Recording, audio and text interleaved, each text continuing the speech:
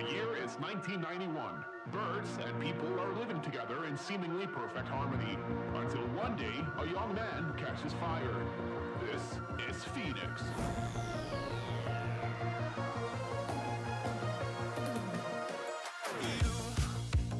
You've been knocked down and got up again. In a corner, you're surrounded, no defenders. You've hid your fury and kept it in. But it's time now, you ignite and turn to embers. Like a phoenix, you burst in a fire burn. A thirst and desire, you transform right up in a flash. You spread your wings to rise from the ashes. Phoenix, you burst in a fire burn. A thirst and desire, you transform right up in a flash. You spread your wings to rise from the ashes.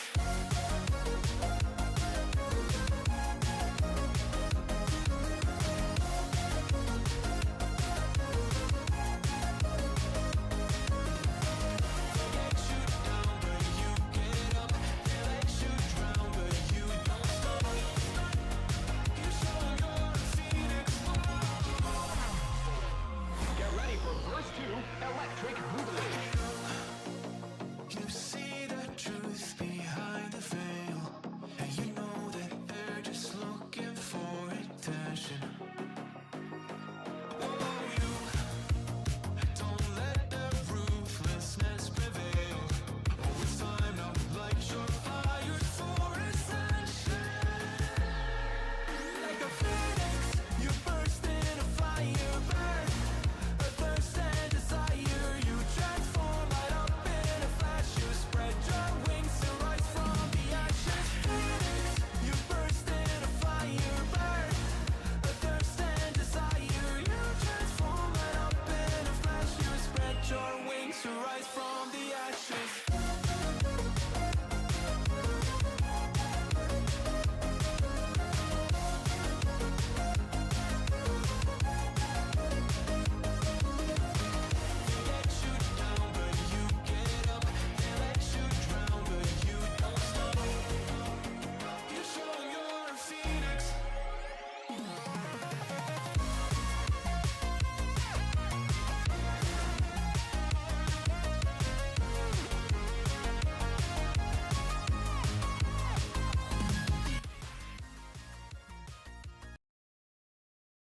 Good evening, everybody. Welcome to the Game Week 5 knee-jerk stream. I think there's going to be a lot to talk about. There's already some pretty big scores in the chat. There's also some people that haven't done quite so well. I think generally the average score was probably quite high this week because lots of defenders got clean sheets. And obviously players like Semenyo, Haaland, Salah are all quite popular. But yeah, lots to talk about. I think a lot of people are now going to be considering doing Salah to Haaland, myself included. I will say I did think about it before today's games. I actually tweeted it this morning to make sure it didn't look completely knee-jerk. But it is a move that I am considering rather than using my free hit in Game Week 6. So I think it's quite likely I'm going to roll this week. I'm going to bench boost in Game Week 5. So roll and bench boost. And then Game Week 6, I'm probably going to do Mateta and Salah to a cheap midfielder. I'm not quite sure who yet. Maybe Reinders. And then buying Haaland as well. I scored 78 points, which actually, looking in the chat, wasn't that good. There's lots of 80s and 90s around. But I'm pretty happy with the decision to wildcard. I'm plus 14 points in the end over what my normal team would have done. So I probably would have done Sarr to Semenyo had I not wildcarded. So I'm 14 points up. The team looks better for Game Week 5. The bench boost looks slightly better, I would say, than what it would have done otherwise. And I look pretty set for the next few weeks. I've looked at the defender rotations, for example, like for a long stretch of game weeks, and it looks fine. So I've got 4 centre-backs and Goodmanson, and they're probably going to stay for quite a while. So, yeah, pretty happy with how things went. Another last-minute return, though. So all my captains so far this season have had last-minute returns. Salah in the first 2 game weeks. Bruno Fernandes last-minute penalty in game week 3. Salah last-minute penalty in game week 4. Can't keep getting away with it, but do you know what? I'll absolutely take it. I will absolutely take it. The only three players that blank for me were Paquetá, Fernandes, and Mateta. Such a joke that Salah scores a penalty in stoppage time again. Yeah, but it's why you buy these kind of players, right? It's what you pay the money for. He always plays every minute and he takes penalties. Same for Bruno Fernandes. Same for Erling Haaland. I mean, Haaland did get subbed, to be fair, but Man City were absolutely smashing Man United, so they just didn't need Haaland at that point. I had Joachim Andersen benched. To be honest with you, I got a little bit lucky there because I almost went with an Evan-Nielsen, Mitoma, and Munoz draft. And in that draft, that wildcard team, I would have benched Anderson as well. I only played, to be fair, to give myself some credit, part of the reason I rejigged the squad was because it didn't make sense to bench Anderson this week. But there was a point where I was going to bench him. But that's why I ended up on Evan-Nielsen and Semenyo, because I went for Goodmanson instead of Munoz, because I knew it was okay to play Anderson this week. And he scored 5 more points than Munoz, so that worked out really nicely. And as much as I like Munoz, I don't think he's going to be that much of a massive miss going forward. And so I got away with it this week. If Reinders had scored that chance, I would have got 96 points. Yeah, as a non-Reinders owner, I really enjoyed that, I must admit. But I do think owners have probably been a little bit unlucky not to get any returns from him today. Still looks like a really good option. If anything, I think he looks like a better option now than he did after game week 1, because you've got 4 game weeks worth of data and he's played 90 minutes in every single game. So the minutes continue to be good. I think if you're a Reinders owner, you should be pretty happy with what's coming up. Maybe not this week because it's Arsenal away, but the game weeks after that look pretty good. If I can get Haaland for a -4 in game week 6, is it worth holding the wildcard till 13? Don't own Salah or Haaland currently. Potentially, yeah. One thing I would say, as someone that's looked into doing the Salah and Haaland switch in game week 6, the one thing to be conscious is you will want Salah back. I don't care how badly he may or may not be playing right now. You'll want him back. Game week 12, there's a big fixture swing for Liverpool. You could also argue that Salah's the best captain in game week 8 against Man United at home as well. But Haaland's got Everton at home that week, so it's not a huge difference, I would say.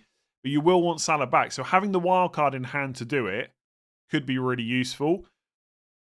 But it depends on what your chip strategy ends up being. So, for example, for me, my rough plan will be to get Haaland in 6, then leave enough money to do Bruno to Palmer in one move if I want him back in game week 9. And then I will just roll transfers outside of that to make sure I can get Salah back. If you've got a wild card to do it, it's just so much easier.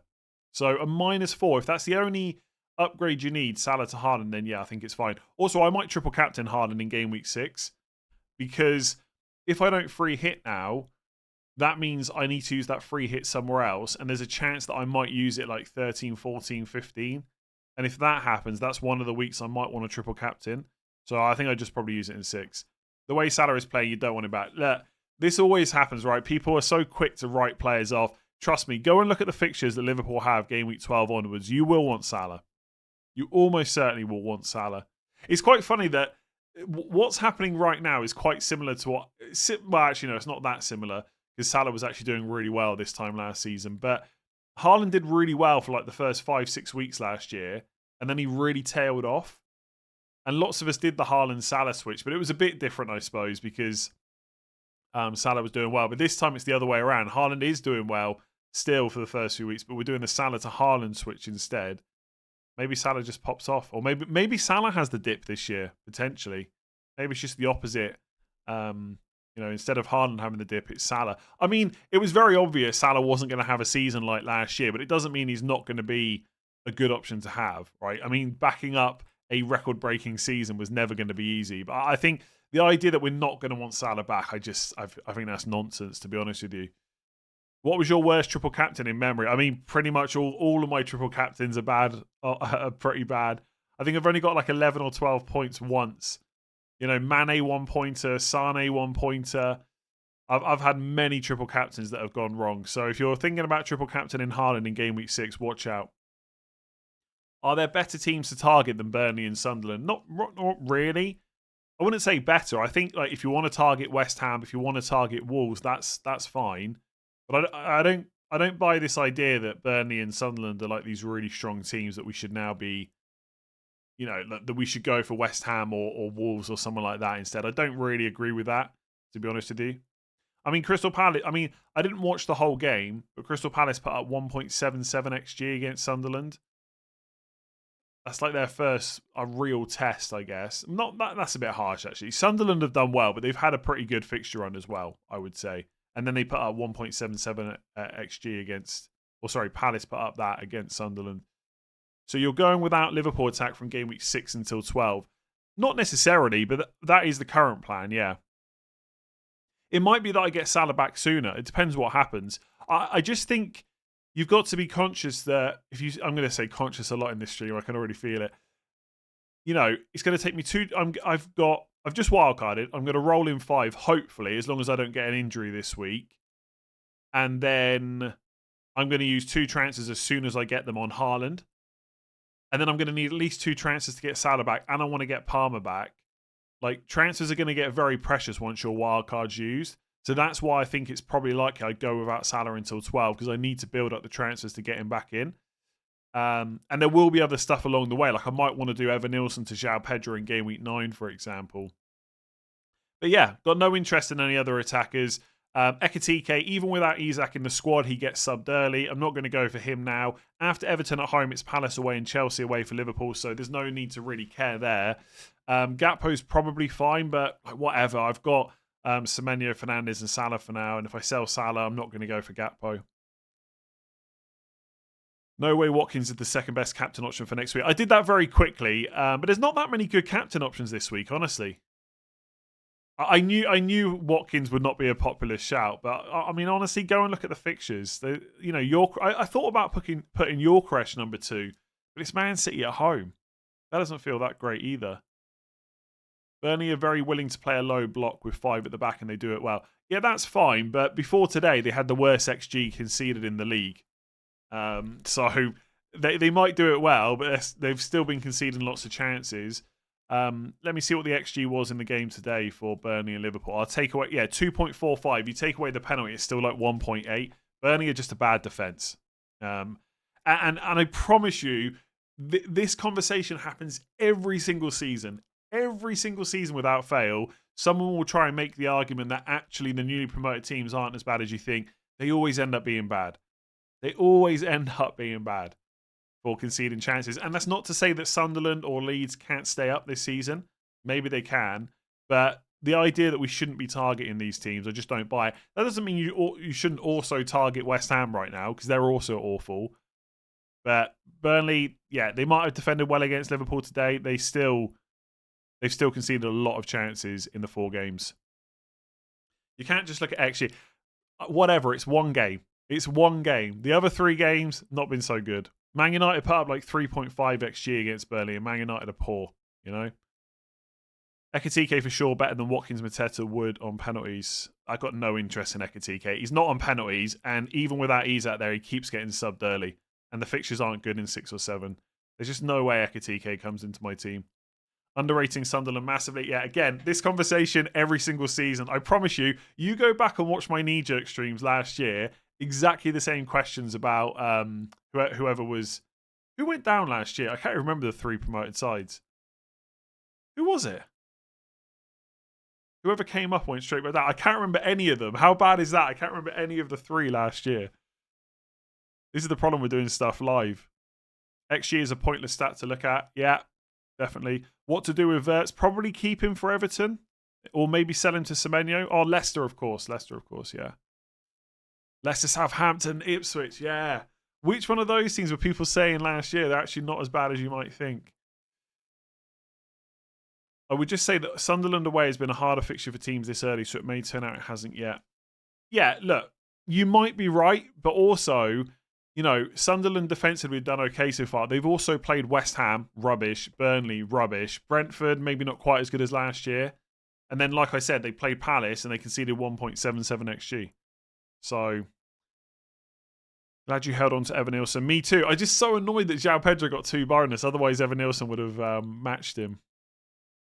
Griffith, 24 months to 2 years. Thank you very much. 85 points, rolled the transfer with no Liverpool and 4 Arsenal. Oh, you went for the 4 Arsenal. Fair play. Bench 2, Timber, Nico Williams, Senesi, Reinders, and should I perhaps captain Yorkeresh, Eze over Haaland? Yorkeresh is an interesting one, honestly. I think he might be okay this week. I thought he looked good against Forest. He almost scored a second goal. I can't remember if he hit. I think he hit the outside of the post. Timber, Nico Williams, Senesi. I would probably play Reinders, even though it's Arsenal away, and then Nico Williams over Senesi, I think, just because it's Burnley. Salah is the luckiest player to ever play football. Stat pad merchant. Like, honestly, like, you must know that's nonsense, right? You must be on the wind up. You can't seriously think that. What would you do different on Wildcard 5? Honestly, I would not Wildcard 5. I think, is it not just a really bad week to Wildcard? It must be. And here's why. You will want Arsenal players and you will want Man City players from game week 6, 7 onwards.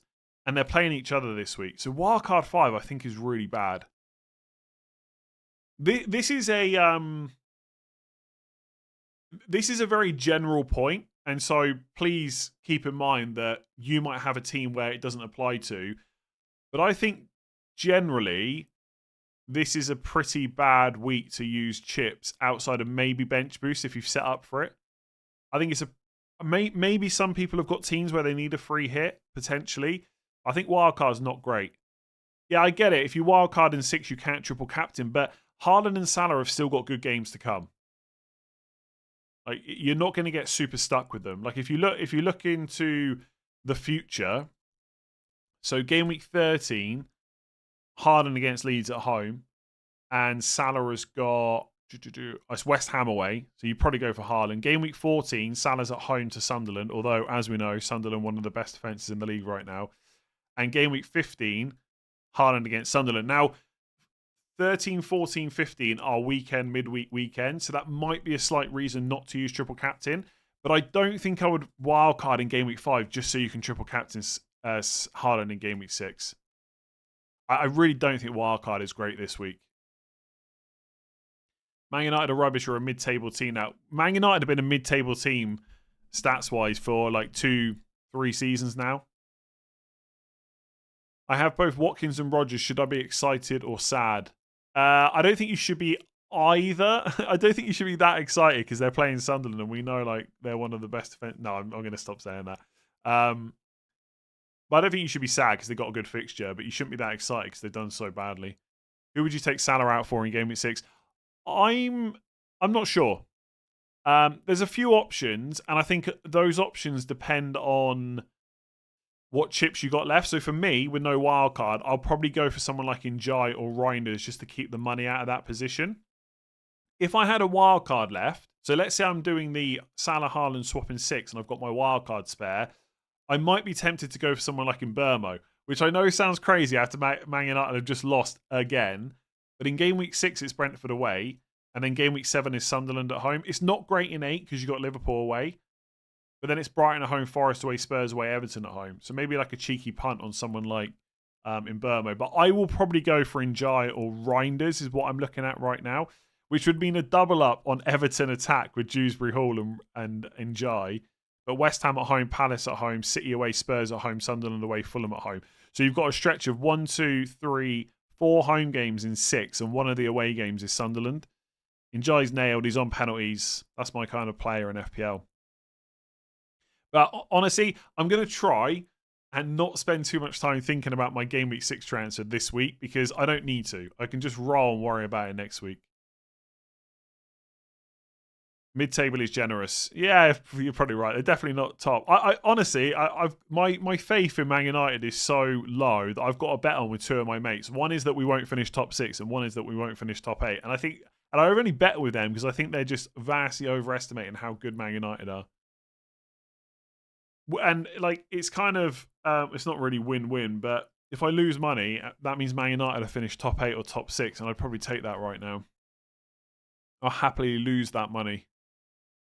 Salah has benefited from the lack of options in midfield this year. One thing I also, again, I don't want to like flip the narrative and like completely change my opinion because I still think Salah's a good option.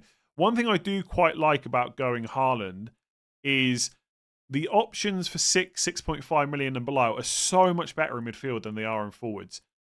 Like part of the reason I ended up on Semenyo and Evan Nielsen on wildcard was because I just hate all the striker options below 7 million, apart from Strand Larsen, and he cannot he's not fit at the moment. Whereas with midfielders, you go to 6.5 below. Njai, Matoma, Reinders, Dewsbury Hall, even Stack at 5 million is not bad. You just don't have those options in the forward line. Do you know why Sanchez got 3 saves? I was going to say presumably he saved 3 shots, but I don't know. I don't know. Vicario, Dubravka, Munoz, Tosin, Senesi, Goodmanson, Estev, Dewsbury Hall, Ryan. Okay. Gilchrist, Mateta, bench boost game week 5. What's your bench? And are you going to have a better bench soon? If not, yes, do it. Triple captain game week 6, sure. Transfers, I'm not sure. You'd have to think about that yourself and let me know what moves you're thinking. But yes, if I think about... So Dewsbury Hall and King's fine. Dewsbury Hall and Reinders have obviously got Liverpool and Arsenal away. Are you going to get a better bench anytime soon? Because if not, you should probably just use it. Watkins has absolutely killed rank for us. What rank is too far to go on to win now? I'm not sure, to be honest. So I can tell you right now, I'm probably not going to win it. I've already accepted that. Maybe next year. Man, Foden. Oh, here we go. Here we go. Foden. I knew this was coming earlier, right? So I was watching my son play football earlier, and I had headphones in, and I had Sky Go on, and I was listening to the game, and Foden scored, and I saw a replay of the goal, and I thought, the Foden questions are coming later. Anyway, let me read what you said. Man, Foden has to be a good pick. No one is there to replace him in the team, which is interesting because the guy's not been starting. And we know how much of a history he has against Brentford at the G-Tech Stadium, so transfer him for game week 6 if no free hit. Just get Foden. He must be absolutely nailed. There is no chance a Man City attacker gets benched. Absolutely zero chance. Side note, someone asked me about Oscar Bob on the Final Thoughts video, and they said surely his minutes are going to be good. What happened? He got benched. I knew the Foden questions were coming as soon as he scored. Do it. Just do it. And then sell him as soon as he gets benched. I don't know what I can say about Foden. He's amazing if he keeps starting. Is he going to keep starting? He'll probably start a lot. Will he start every game? Probably not. Probably not. Will it be frustrating when he gets benched? Yes, it always is. Sanchez, Senesi, Konza, Porro, Sarr, Salah, Semenyo, Bruno, Reinders, Zhao, Pedro, Watkins, Dubravka, Juve, Estev, Gu, 2 free transfers, 4 million in the bank. Want to remove Sarr and Bruno for funds, and Reinders, maybe Watkins and Gu help. Well, Bruno's fine to hold, although if you need funds, fair enough. Reinders is also okay to hold. Watkins is also okay to hold. So just Sarr, really. You got 4 million in the bank. What do you need to remove Bruno for then? For funds. Just deal with Sarr.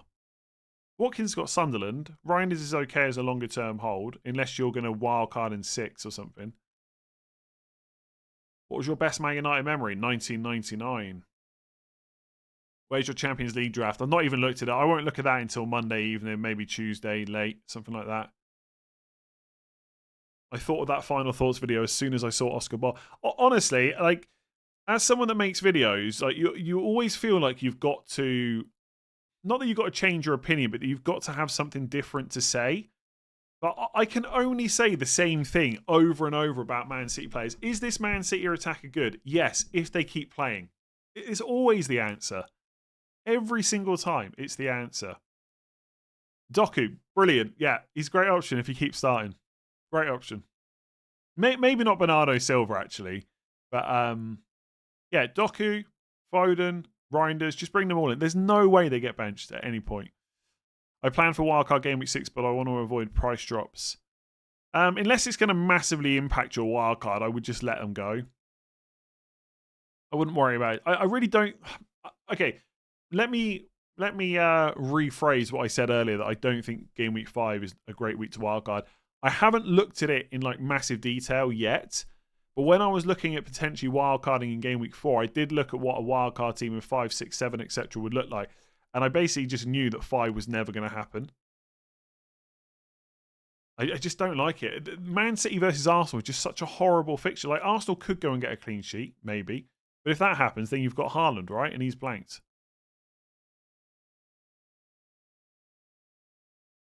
Oh yeah, and sorry, my broken record statement about Man City attackers and how they'll definitely not get... That doesn't apply to Haaland, by the way. He just starts every game. Him we don't worry about quite so much. Still worth keeping Watkins. Sorry, I missed that super chat right at the start, David. Okay, so my thoughts about Watkins is it's annoying if you've still got him, but it is Sunderland. They haven't scored any goals yet, Villa, which is obviously not great. I just don't think this is a great week to move him on, because my question would be, if you're selling Watkins, who are you buying? So for those that are thinking about selling Watkins, genuine question, who are you buying? João Pedro maybe, away to Man United? Is that massively better than Watkins away to Sunderland? Don't think so. Chris Wood, but then in 2 game weeks you're going to have to sell him because the fixtures get worse. And we don't quite know what Chris Wood's minutes are going to be like under Ange Postecoglou. I think they'll probably be fine, especially in the short term. Yeah, if you're going to Haaland, fair enough, but it's Arsenal away. So what's the rush to go and get him? Ekitike I wouldn't buy. Spurs, you can't go and buy a Spurs forward. Crystal Palace, Mateta, but then it's Liverpool in game week 6. Strand Larsen, even if he's fit, you're going to have worries over his fitness. Evan Nilsson. But honestly, I would just keep Watkins. Slot said Isak is ready to play 45 minutes. Do you see Isak and Haaland in your forward line and no Salah from game week 7? I don't see me buying Isak anytime soon, honestly. Now, I'm open to change my mind, right? I wildcarded on Friday night after not really thinking about doing it the whole international break. I despite what you might think of me, I do keep open-minded, right, that Isak might come into my team. But I just don't see it. Like, he's over 10 million. He's not going to come in and play 90 minutes week in, week out anytime soon, in my opinion. Not with Ekitike there. And of course, he can do damage in like 70, 80 minutes. But he's not on penalties anymore either. I'm just not that interested in him. And it sounds crazy to say that, right? You've got one of the best forwards in the world that's gone to one of the best teams in the league or in the world. And I'm saying I've just got no interest in him. But I just don't see where he fits into my plans. And ultimately, I don't really need to worry about him until game week 8 at the earliest. Like, there's no way I'm going to buy him this week for Everton at home. Palace away, whatever. Chelsea away, whatever. The fixtures do get, like, although I've said the fixtures swing for Liverpool is game week 12, the fixtures from 8 onwards actually aren't that bad. Man United at home, Brentford away, Villa at home. That's a pretty good set of 3. It's only City away in 11 that's not great. But yeah, I don't know, like, over 10 million, no penalties, and I don't think his minutes are going to be as good as they were at Newcastle. Isak probably gets penalties during African Cup of Nations, sure, but then maybe I bring him in game week 17, 18, but like, I haven't looked that far forward to even know what my forward line might look like. But yeah, potentially, right? Game week 18, Wolves at home, 19, Leeds at home, then Fulham away, Arsenal away, Burnley at home. But, I'm not going to stress too much right now about whether I'm going to buy Alexander Isak in game week 17. Elanga is damn annoying, and he's probably going to get benched next week again as they want to use Elanga against Barcelona on Wednesday, and 4 days later they probably play Murphy. Yeah, Elanga's pretty rubbish. The minutes are rubbish. Are you finally going to get João Pedro and admit you made a mistake? Honestly, those massive 2 points he got over Evan Nilsson have really killed my game week. Like, if I'd had João Pedro, I probably would have gone up like 2.1 million place instead of 2 million. So, yeah, I'll admit, massive mistake. Probably the worst mistake this season I made was not getting João Pedro for those extra 2 points on wildcard. And now Evan Nilsson's got Newcastle at home. João Pedro's got Man United away. Although, to be fair, you could argue João Pedro's fixture's better. Mates are clowning me for playing FPL, saying it's childish. What should I tell them? Trust me, when you get to my kind of age, you don't really care about what other people think about what you do. Honestly. So just wait till you get a bit older. You just won't worry about it.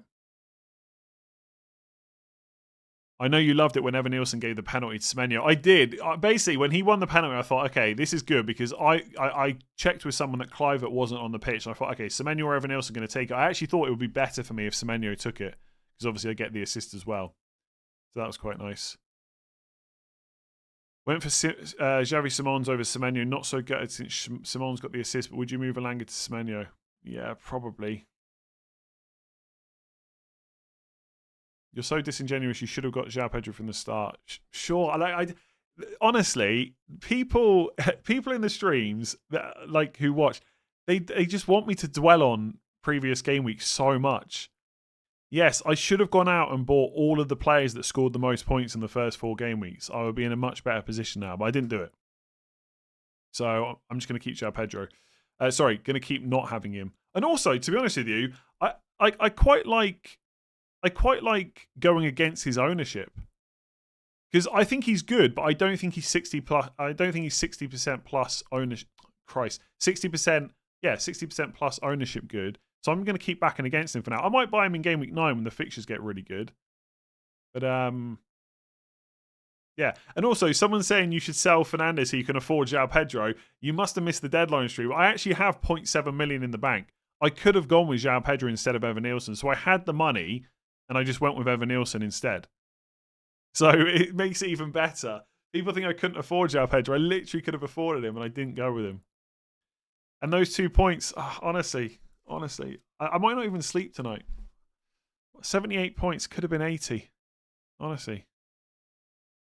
Have 3 free transfers, pick 3 to move. Cunha, Juve, Nico Williams, Elliot Anderson, Stev, Guiu, Watkins, Reinders, Wirtz, or just wildcard. Honestly, wildcarding with 3 free transfers is quite nice. I would say Cunha needs to go. If he actually, do you know what? I was Cunha even in the squad today? I didn't even check. There was rumours that he was going to travel. I don't think he was in the squad, was he? Because he would have come on, surely. Yeah, he wasn't in the squad. So yeah, depending on when Cunha's back, he might need to go. And I guess Juve, but most of those other players I think are okay to hold on to. Be honest, 9 years ago, Harry Kane was 5 million. You took 3 weeks to bring him in. Do you regret it? I think I had Kane quite... Actually, not only do I think I had Kane at 5 million quite early, but I played him in... I think it was Chelsea. Do you remember? Like, it was early on. We didn't really know how good Kane was going to be. I think he had Chelsea away. Loads of people benched him, and I played him. It was amazing. He got like 2 goals, I think. So let's say Wednesday, Elanga is expected to drop, so just make the move because I have Murillo in my team, and if he's out, then I have to play Juve for a step. Well, you should probably wait then. I think with price drops, if you're absolutely certain that's the move you want to make, then you should probably do it before the price changes. But remember, European matches start back up this week. So, you know, could you get another injury elsewhere which changes your decision? I'd be really convinced that's the absolute move you need to do before you do it on like a Wednesday. When does Isak potentially start though with Champions League and rotation? Injury prone feels really risky. I think Isak did start over 30 games last year, so I don't think he's necessarily massively injury prone, but he does pick up the odd knock here and there. Isak will get a start very soon. Like he has to with the amount of games Liverpool have got. But I just don't think it's going to be enough for FPL. That's all. It's not like, you know, people are going to start thinking I think Isak's bad or Liverpool bad. Far from it. Right? I think they're both really great. But from an FPL point of view, I just got no interest in Isak right now. Selling Jai or Wirtz for Semenyo? Probably Wirtz. Caicedo was interesting, but most people already have 3 Chelsea. Yeah, Caicedo's a good pick because he gets DEFCONs a lot, but 2 goals in 4 games doesn't feel quite sustainable to me for him. Isak is starting next game week. Yeah, potentially. Still ain't going to buy him. Like, he might come off the bench midweek and then start against Everton, but what's he going to get, like 60, 70 minutes? Play Dewsbury Hall or Reinders? Ooh, good question. Probably... See, I think Dewsbury Hall's got the slightly easier game. And I mean slightly, right? I think Arsenal defence is better than Liverpool, but Man City attack is better than Everton, right? So it's close. I'd probably go Dewsbury Hall, but he takes some set pieces as well. There really ain't much in it. You're so stubborn, it's incredible. Honestly, again, I talk about the comments that come every single season, especially at the start of the season. Anytime I don't buy a player that someone else owns, they call me stubborn. I'm just not buying João Pedro. Since I didn't buy João Pedro on Wildcard, I haven't been stung that much. Let's see what happens over the next few weeks. Just relax. Like, think about it, right? If you think João Pedro is so good and I don't own him, that's one less person you have to worry about. I'm not going to climb the ranks without João Pedro. So happy days. Did someone just pay money to say you're stubborn? Yes. The funny thing is, I get accused of being super boring all the time. You always just pick the template players. And as soon as I don't pick a template player like João Pedro, that's also an issue. Bench boost of Sanchez, Porro, Konza, Fulkrug as I'll play double burning defense versus Forest. Yeah, that seems fine. If I hadn't wildcarded, I would have had Sanchez and Porro on my bench boost with like 2 other players, but I can't remember who.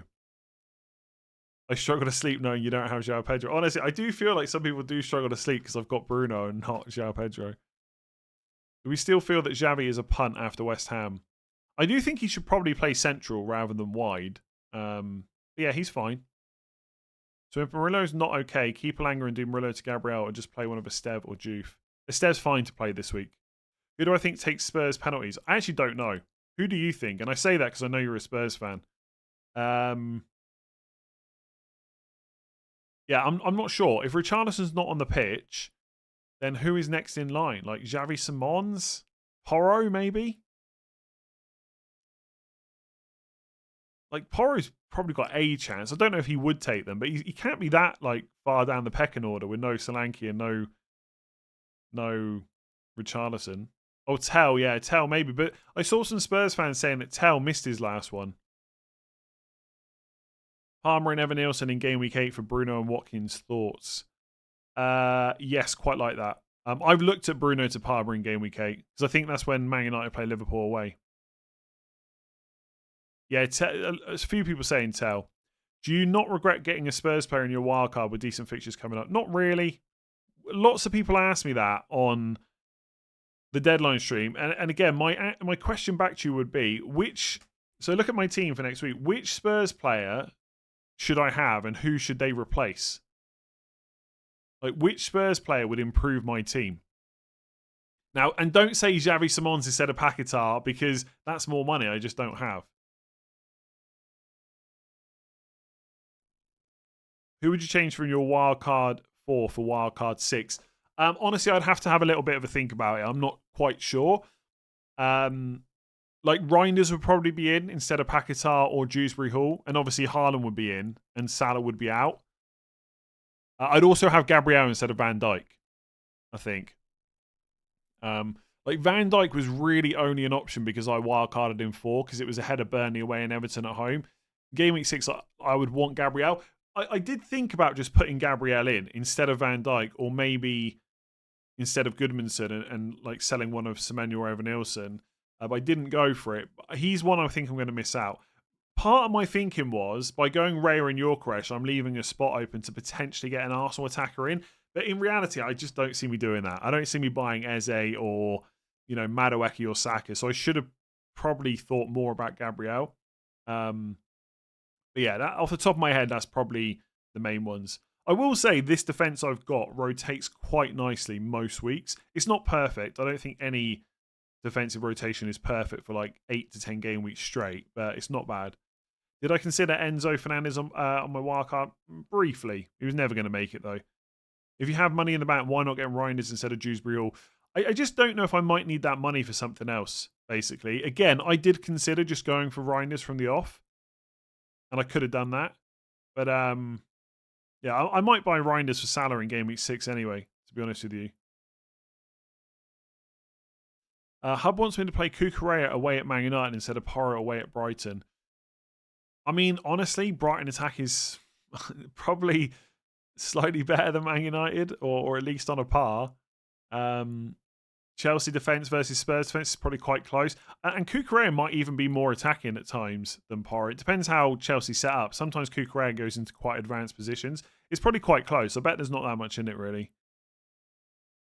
Rank 7 million, should I wildcard out of this mess? I think most people should probably wait until game week 6 instead of game week 5 to wildcard. But again, caveat being that I haven't looked into game week 5 wildcard massively.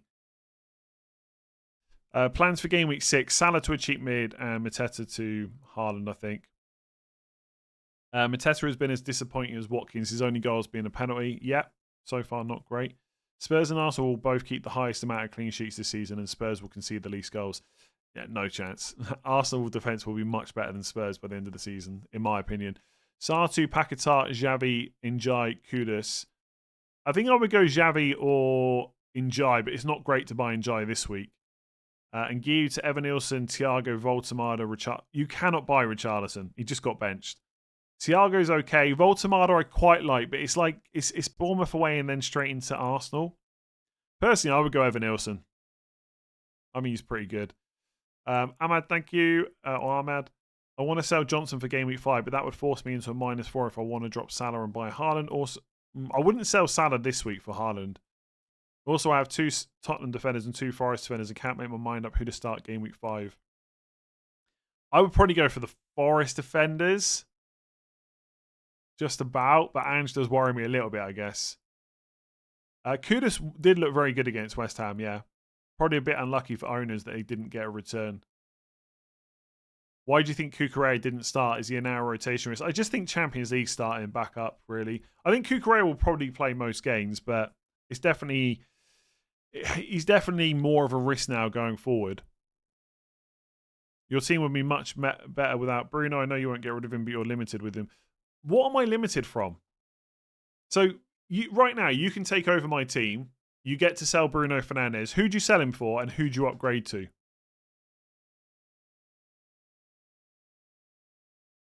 What is Bruno Fernandes stopping me doing? Okay, Kudus or Xavi, brilliant. Okay, and then what do I do with the money? So if I had Kudus this week, I'd also have a blank, like Bruno. Xavi, okay, 3 more points, fair enough. What do I upgrade? The defense, maybe? But that defense is pretty good. If Shimon starts in Champions League on Tuesday, do you think he starts against Brighton? I think he probably will, but I can't guarantee it, obviously, because we haven't seen enough games with him. Upgrade the midfield. Yeah, potentially. Fernandes down to Kudus and Paquetá up to someone. Yeah, maybe. What do you think about bringing in Donnarumma? He's generally good. He looked good today. He was great today. That save from the Mbermo volley was so good. Sanchez is my starting keeper at the moment. Yeah, Donnarumma from game week 6 could be good. I mean, I wouldn't like completely put it past Pep just to randomly play James Trafford at some point, but Donnarumma probably looks quite good. And he probably improves that Man City defense quite a lot as well. Like, he's a really good goalkeeper. Yeah, but I would probably just get Raya, personally. I sense you're getting a little ticked off with your audience. Honestly, not at all. I'm in a great mood. I just did well on my wildcard. Like, trust me, as someone that has to do someone that does content and then has to stream on a Sunday, you can probably guess the dread of what's going to happen if my wildcard does badly. So, no, generally, I'm just all good. Virgil is a good choice. No, I agree, absolutely. But I think he was a good choice on wildcard 4. I probably wouldn't pick him on wildcard 6. Donnarumma's kicks had poor accuracy. Yeah, but we knew he wasn't going to come in and be an Edison or an Allison or someone like that. He's much more of a shot-stopping keeper, and it paid off today. Just sell all the players you have for the players you don't have. Simple, yeah? Do you think the Dango Utara benching was a one-off? Maybe. It's really hard to know. We had this conversation on the deadline stream, right, about had he played in internationals. Did he go and play internationals during the break? I'm not sure. I would have to look that up. Someone will know in the chat. Did Dango Utara play internationals during the break? Because maybe that's why he was benched. The thing is, because he's a player to... Sorry, he's gone to... Yeah, but did he play, though? Did he actually play? Okay. So maybe that's why he got benched. The problem with questions like... I mean, it's a fair question. Like, will that happen again? Will he get benched? It's really hard to know because we don't have enough data of him at Brentford, right? But I guess the fact that he did just get benched straight after an international break means it could happen again. I think for the most part, he will be pretty much nailed to start in normal weeks. So game week 5, 6, 7, he probably starts all of them, would be my guess. And it is just a guess. But then in game week 8, after the international break, maybe you have the same problem. Have we not talked about Cole Palmer yet? Great if you kept him and played him. Should I transfer Watkins or Wirtz out?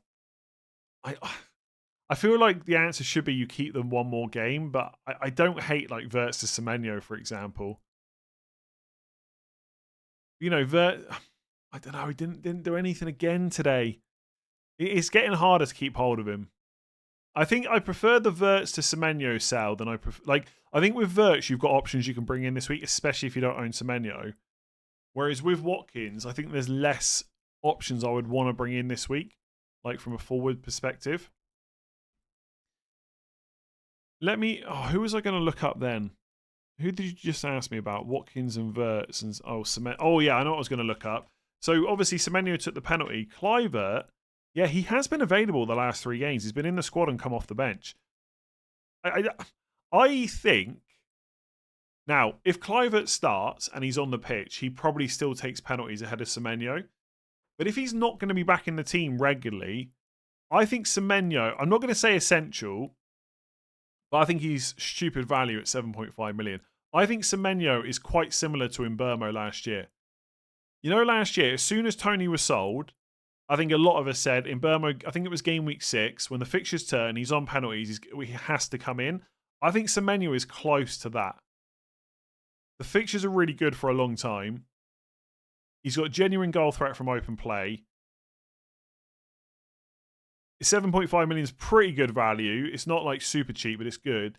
And if Kluivert's not going to get back into the 11, I don't know if he's still struggling with the injury he had a little bit or whatever, but if he's not going to get back into the 11, and Semenyo's going to take a lot of penalties, or sorry, he's going to take a large percentage of the penalties they get, like he's just really good. Just a really, really good pick. I mean, he already was, right, before he took that penalty. It just makes him even better. Are you happy you've used your wildcard this early? I took another -4 this week. My head has gone.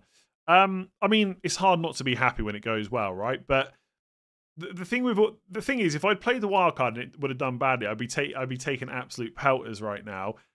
The reality is, until everybody else has played their chips and we get to the end of the season, it's going to be really hard to know if it was a good decision. I think for me, sometimes I struggle with the amount of choice there is on when to play the. That's what I found with double chips. My head was absolutely spinning on Friday trying to figure out, you know, if I don't wildcard now, how much better is it going to be in 6, or do I go in 7, or do I go in 8, or do I save it till 13? I do quite like the mental clarity I now have for FPL that I don't have a wildcard to worry about. And I'm not saying that's a reason to play it. It's completely illogical. But now I know I've got to make choices that are, you know, I've got to make transfers that are really valuable because I've only got a certain amount of transfers to use. I cannot bail myself out with a wild card. So I'm happy because it's done well, but I also think it's going to like make me focus a bit more on what I do, and it gives me less decisions to have to make on chips. So I think I will probably play better from this point, or at least I hope I do. But ultimately, like always, just got to hope I get a bit lucky, like this week. Watkins will drop in price, right? Probably before next deadline, yeah. Which is really annoying, but I think I would lean towards keeping him. To be honest with you. I don't know when to free hit now that I'm planning to transfer Haaland in game week 6. Yeah, I think it's okay just to keep it in your back pocket. Potential options I looked at was like game week 13 or 15. Now, it depends. If you just want to keep Haaland, then free hit then is not that good. But like, if you... Let's say you kept Haaland for 13, then sold him before Fulham away. In game week 15, you could free hit him back. See, this week's quite interesting because Newcastle have got Burnley at home. This is in game week 15. City have got Sunderland at home that week. But you'll probably already have a lot of Liverpool, Man City players, I guess. And this is when Newcastle's good fixture run starts. So you're going to want to bring some Newcastle players into your actual team. So I don't know how good 15 really is. There is a chance we could still get a blank game week. Based on Crystal Palace in Europe and stuff like that, I think. I can't quite remember. But it's not like a high chance, I don't think. So, and even then, would it be useful to save it for that? Like, it would only be good if we really want triple Palace outside of the blank game week. So, yeah, I don't know when I'm going to free hit. If I don't free hit in 6. But I'll just save it for a rainy day, I guess. Yeah, 5 free transfers in game week 16. Correct. Do you recommend forcing Haaland in? Not this week. Honestly, I've got... The thought of bringing Haaland in this week has not even crossed my mind. Reinders look really good again. Agreed. Do you know what the problem with Reinders is? And when I say problem, I mean my problem. As in, like, I've got to deal with this. I don't even own Reinders, and I'm still checking the team sheet as soon as it comes out to double check he's on it. I don't know how many games he would have to play for me to fully trust him. But the fact he's played 490 minutes is really good going forward. But he's still a Man City player, which is not great. So, yeah, I think he's great value under 6 million. I think people have been a bit unlucky not to get another return from him since game week 1. And I'm tempted to get him in 6, but I might just buy in Jai instead. Or just go somewhere else. Matoma, I don't know what Matoma's fixtures are like 6 onwards, but maybe him. Am I playing Dubravka this week over Ray? No, I think so. I think on bench boost, I always like having a realistic bench, and in my opinion, I've got a realistic bench. I think if I wasn't bench boosting this week, I think I would genuinely play Raya over Dubravka. 2 reasons. One, I just really back the Arsenal defence at all times, but also it's quite a nice hedge against Haaland owners. So if Haaland blanks and so does City, then not only have I won because of that, but I've also won because I've got the clean sheet. It's like doubling down.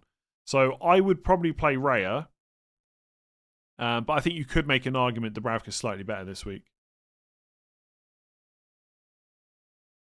I'm convinced you're intentionally rage baiting with Bruno. Honestly, right? If people are genuinely getting rage baited because I've got a player in my fantasy football team, I think that's really on them, not me. Have a front 3 of Watkins, João Pedro, and Richarlison. The obvious problem. And Richarlison's the obvious problem, but not sure who to move to. Don't fancy Mateta. Palace struggle to score without Eze and Sarr. They didn't struggle in... Oh, and Sarr, fair enough. I was going to say they didn't struggle in game week 3. Yeah, I don't know which forward I would bring in either. Evan Nilsson, maybe? That's the opposite to a hedge. Yeah, okay. It's not. I'm not hedging my bets because if I was what is that not hedging? No, maybe it's not. Maybe I got the wording wrong. Yeah, but you know what I mean. I'm like doubling down on Raya because I don't have Haaland, so I'm like doubling down on the clean sheet. That's not. Yeah, maybe it's not hedging. I don't know.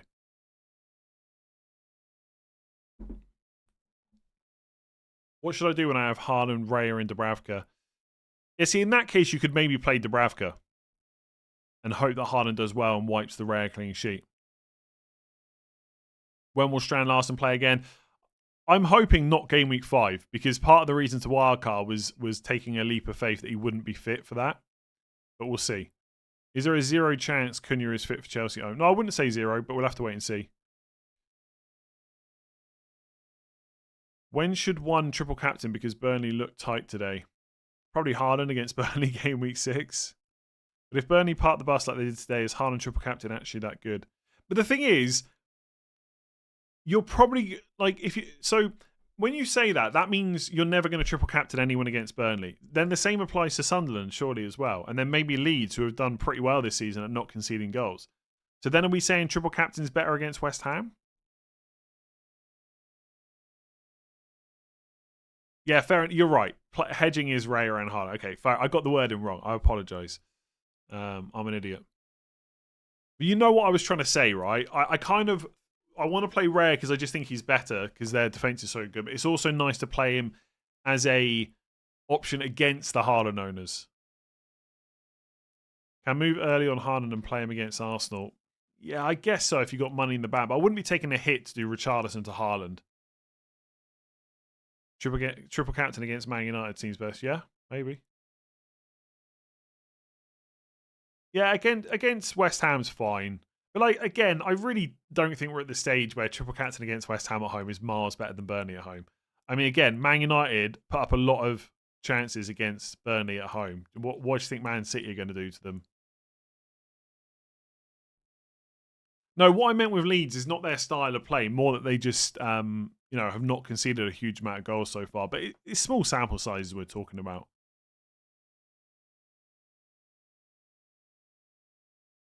Richarlison only got benched because they played Bolivia 3 days ago. Yeah, but his minutes aren't secure, are they? Like, by the way, I probably wouldn't rush Richarlison out this week necessarily, but I think long term he's got to go. Best defender to buy this week, arguably Gabriel. Just get him in early.